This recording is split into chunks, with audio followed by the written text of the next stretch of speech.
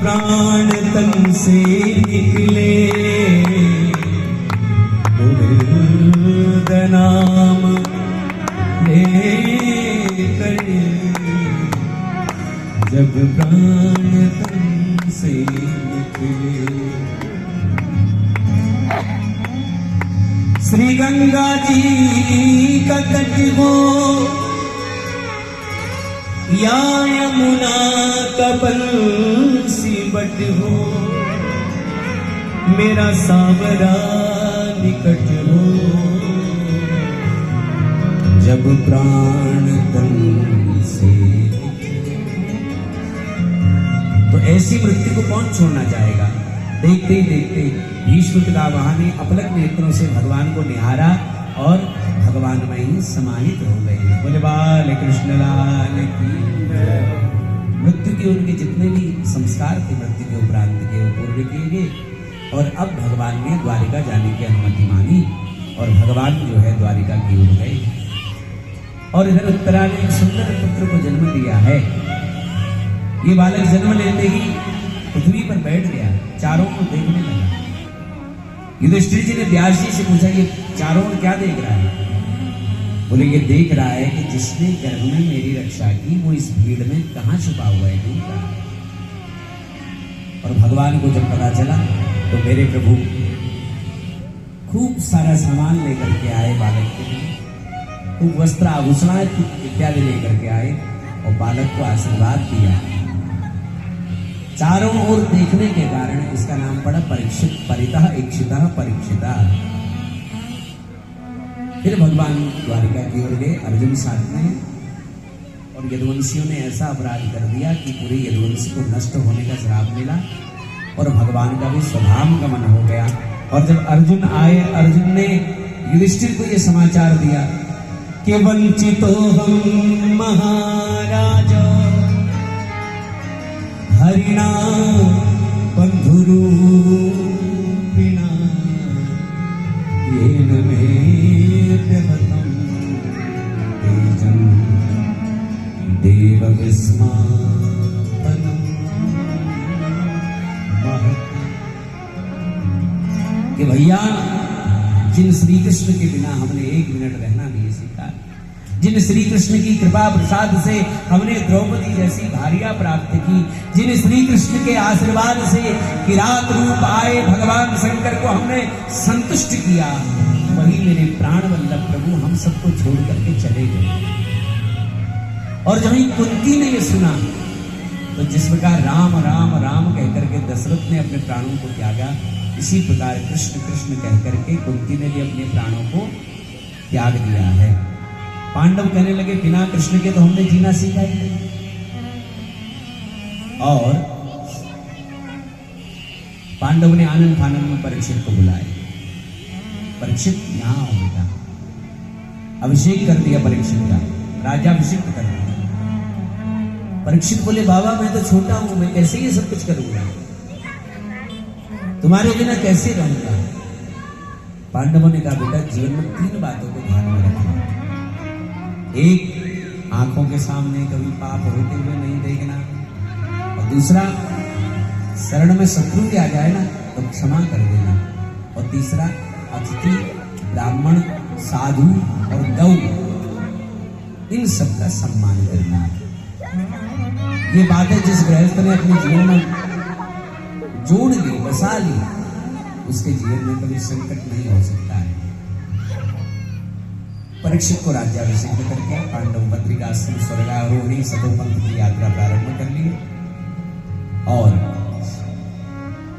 सरस्वती नदी के किनारे द्रौपदी का प्राणांत हुआ। आगे भीम, अर्जुन, नकुल, सहदेव सबका प्राणांत हुआ। सदैव केवल युधिष्ठिर ही स्वर्ग को प्राप्त हुए। यद्यपि किंचित उनको नरक दर्शन करना पड़ा था, परंतु इनको स्वर्ग प्राप्त हुआ। परीक्षित महाराज अपने प्रशासन को करने लगे और एक दिन परीक्षित ने सोचा देखो आधी उम्र हमारी निकल चुकी है, अब परीक्षित के एक पुत्र भी है जन्मेजय, जो थोड़ा बहुत राजकाज को संभालने लगे, युवराज पद पर अभिषिक्त है। परीक्षित बोले आधी हमारी निकल गई उम्र और आधी और निकल जाएगी, तो इसलिए परीक्षित थोड़ा बहुत समय अब सत्संग के लिए देते हैं, साधु सेवा को देते हैं। और आज परीक्षित से एक भयंकर अपराध हुआ। परीक्षित आज सुबह जंगल की ओर जा रहे हैं और एक दृश्य देखा है कि एक बैल खड़ा हुआ है जिसका एक ही पैर है। ये बैल कोई और नहीं, साक्षात धर्म है। धर्म के 4 चरण होते हैं, सत्य, दया, दान, पवित्रता। सतयुग में इसके 4 चरण थे, एक एक युग कम होते गया, एक एक चरण इसका कम होते गया। कलयुग में एक ही चरण से टिका हुआ है धर्म। और सामने एक गाय खड़ी है और वो रो रही है कि गौ कोई और नहीं, साक्षात मां पृथ्वी है। धर्म रूपी बैल इसको समझाता है कि मां तुम क्यों रोती हो देवी, कोई बंधु छोड़ गया। मैं समझ गया कि भगवान ने तुम्हारे ऊपर बड़ी लीलाएं की, शायद भगवान इस भूदरा को छोड़ करके चले गए, तब तुम रोती हो। पृथ्वी रूपी गाय बोली, नहीं महाराज, मेरे रोने का कारण ये नहीं है, आप तो जानते हो कि आप साक्षात धर्म है। और धर्म देखो निर्गुण पड़ा है, ये पूरा संसार कलयुग की कुदृष्टि का शिकार हो गया है। तो ऐसे ही रहेगा तो पृथ्वी का क्या होगा? पृथ्वी में यदि पाप ही पाप होगा तो मेरा क्या होगा महाराज? आप ऐसे निर्गुण पड़े हो। तभी परीक्षित आए। संक्षिप्त में कह दूं, परीक्षित ने पूछा, आपके ये 3 पैर किसने काटे, मुझे बताओ, मैं उसे दंडित कर दूं। बोले किसका नाम है बताओ, एक हो तो बताएं, एक व्यक्ति हो तो बताए ना। और तभी एक लंबा चौड़ा विशाल पुरुष धर्म के 4थे पैर को काटने को भी तैयार हुआ। ये व्यक्ति कोई और नहीं, साक्षात कलयुग है। और जैसे ही धर्म के 4थे चरण को काटने लगा तो परीक्षित ने अपनी तलवार निकाली और इसको मारने दौड़े। ये चरणों में गिर गया परीक्षित महाराज के। न ते गुड़ा केश यशो धराणा बद्धा जले रवे भयमस्ति किंचित। महाराज क्षमा करिए, मैं आपकी शरण में हूं। अच्छा, तुम हमारी शरण में आ गए। अपने पूर्वजों का वो वचन याद आ गया कि बेटा शरण में शत्रु भी आए तो क्षमा कर देना, जाओ, हमारे नगर में रहने का तुम्हारा अधिकार नहीं है, हमारे राष्ट्र में नहीं रहिए, दूर चले जाओ। बोले कहां जाऊं, सकल पृथ्वी के सम्राट तो आप हैं, मैं कहां जाऊं, कोई स्थान दे दो महाराज। तो बोले जाओ, द्यूतम पानम स्त्वयः सूनास यत्रास धर्मश्चतुर्विधा। 4 जगह दे दी। द्यूतम, जुए में कपट के रूप में कली का वास है, जहां लोग दूत क्रीड़ा करते हैं वहां कपट के रूप में कली वास करता है।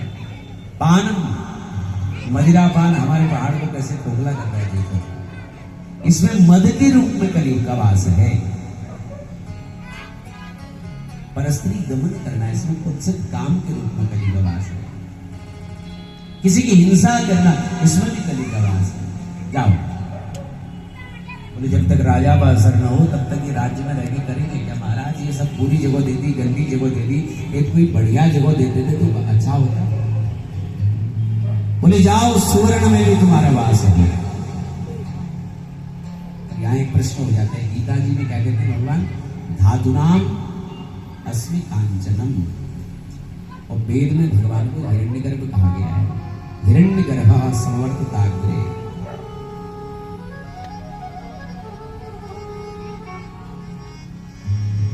वेद में हिरण्यगर्भ भगवान को कहा गया है। हिरण्य है गर्भ, स्वर्ण है गर्भ में जिसके। और गीता में भगवान कहते हैं धातुनाम अस्मि कांचनम, धातु में स्वर्ण में हूं। तो मतलब भगवान का वास और कलयुग का वास एक ही जगह, ये कैसे हो गया? बोले नहीं नहीं, जो व्यभिचार करके, छल करके, कपट करके, लूट करके कमाया गया धन है, स्वर्ण है, वहां कली का वास है। तो बोले क्या परीक्षित का मुकुट फिर कपट का है जिसमें कली बैठ गया? बोले बिल्कुल, ये मुकुट है दुष्ट जरासंध का, जिसको परीक्षित ने पहन लिया था। आज सुदूर जंगल में गए और समीक नाम के एक ऋषि बैठे हुए हैं, उनके पास गए। अब देखो कलयुग बोल रहा है, अभिमान बोल रहा है, अहंकार बोल रहा है। ए ऋषि, लाओ हमको जल पिलाओ, हम प्यासे।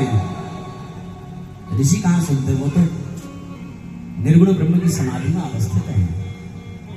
बोले सुनते नहीं हो, चक्रवर्ती सम्राट तुम्हारे सामने खड़ा है और तुम ढोंग करते हो।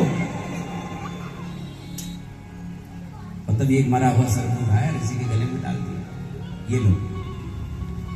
जब समीक ऋषि के पुत्र श्रृंगी ऋषि आए और देखा उनके पिता के गले में मरा हुआ सर्प, और मालूम चला ये परीक्षित ने किया है,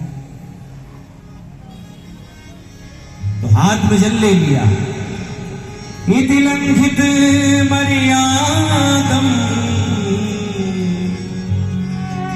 तक्षके सप्तमे बलि। श्राप दे दिया कि चक्रवर्ती सम्राट होकर के मर्यादा का उल्लंघन करते, जाओ श्राप देते हैं कि आज से ठीक 7वें दिन तक्षक नाम का सर्प परीक्षित को डस लेवे। और परीक्षित को जब पता चला तो आनंद फानंद में जन्मेजय को अभिषेक किया और घर बार छोड़ करके वन की ओर चले गए। जो भी संत मिलता उससे चरण स्पर्श करके पूछते, महात्मन कि जल्दी मरने वाले की मुक्ति का उपाय क्या है? आप ये बताइए कि जल्दी मरने वाले को क्या करना चाहिए। और जब कोई ये तय नहीं कर पाया तो सुखदेव जी बैठे समाधिस्थ हैं और अचानक उनको ध्यान आया और सुखदेव जी का मन कहता है कि चलो परीक्षित के पास। तत्रा भगवत भगवान व्यास पुत्रो यदृच्छया गामटमानो नपेक्षः अलक्ष्यलिंगो निजलाभतुष्टो मृतस्य बालैर् अवधूत वेशः। अवधूत वेश में सुखदेव जी महाराज चल रहे हैं। 4 अंगुल की कोपीन के अलावा जिनके शरीर में कोई बंधन ही नहीं है। और सुखदेव जी जब आए तो सारे संत एक स्वर में बोले, परीक्षित समझो तुम्हें मुक्ति मिल गई है। बोले सुखदेव जी महाराज की। परीक्षित ने स्वागत सत्कार किया। ये शाम संस्मरणा पुंसा सत्य शुद्ध्यन्ति वै गृहाः किं पुनर्दर्शन स्पर्श पाद शौचासनादिभिः। आप जैसे महापुरुष के स्मरण मात्र से सारे अमंगल दूर हो जाते हैं। आज मेरे पितर तृप्त हो गए, मेरे कुल पवित्र हो गया, जो मेरे घर में सुखदेव भगवान आए। लोगों ने कहा ज्यादा बड़ाई मत करो नहीं तो अभी उठ के चले जाएंगे। तो परीक्षित के पास समय कम है, इसलिए तुरंत पूछ लिया कि यतः पृच्छामि संसिद्धिं योगिनां परमं गुरुं पुरुषस्येहि यत्कार्यं म्रियमाणस्य सर्वथा। महाराज एक संक्षिप्त प्रश्न पूछ लिया कि जल्दी मरने वाले को क्या करना चाहिए, क्या करें कि सप्ताह में मुक्ति हो जाए। तो सुखदेव जी कहते हैं तस्मात् भारत सर्वात्मा भगवान ईश्वरो हरिः श्रोतव्यः कीर्तितव्यश्च स्मर्तव्यश्चेच्छता भयम्। तो आगे चर्चा कल करेंगे हम। परीक्षित कैसे कहते हैं? परीक्षित संक्षिप्त में कहते हैं कि जल्दी मरने वाले को एक ही काम करना चाहिए कि श्वास श्वास पर कृष्ण भजी वृथा सांस जली कोई, और ना जाने या श्वास की फिर आवन होए ना होए। जल्दी मरने वाले को तो चलते फिरते उठते बैठते नाचते हंसते गाते हर परिस्थिति में भगवान के नाम का स्मरण करना चाहिए। बोले बाल कृष्ण लाल की, श्रीमद् भागवत महापुराण की, कृष्ण कन्हैया लाल की। तो शेष चर्चा हम कल करेंगे। ठीक 2 बजे से कथा प्रारंभ होती है। आप सभी ठीक 2 बजे यहाँ आकर के